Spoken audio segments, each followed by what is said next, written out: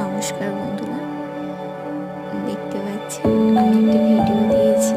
এই ভিডিওতে রাস্তা জলে ডুবে গেছে।